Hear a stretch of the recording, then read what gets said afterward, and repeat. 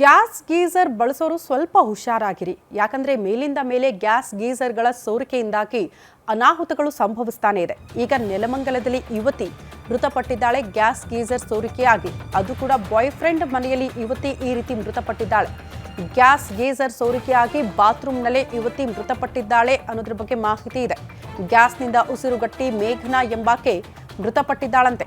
ಚಿಕ್ಕಮಗಳೂರಿನ ಅಣ್ಣಿಗೆರೆ ಗ್ರಾಮದ ಮೇಘನಾ 27 ವರ್ಷ ಮೃತಪಟ್ಟಿದ್ದಾರೆ. ಬಾಯ್ ಫ್ರೆಂಡ್ ಸತೀಶ್ ಮನೆಗೆ ಹೋದಂತಹ ಸಂದರ್ಭದಲ್ಲೇ ಅವಘಡ ಸಂಭವಿಸಿದೆ. ಬಾತ್ರೂಮ್ನಲ್ಲಿ ಗಾಳಿ ಬೆಳಕು ಇಲ್ಲದ ಹಿನ್ನೆಲೆ ದುರಂತ ಆಗಿದೆ ಅನ್ನೋದ್ರ ಬಗ್ಗೆ ಮಾಹಿತಿ ಇದೆ. ಗ್ಯಾಸ್ನಿಂದ ಕಾರ್ಬನ್ ಮೊನಾಕ್ಸೈಡ್ ಸೋರಿಕೆಯಾಗಿ ಈ ಅನಾಹುತ ಆಗಿದೆ.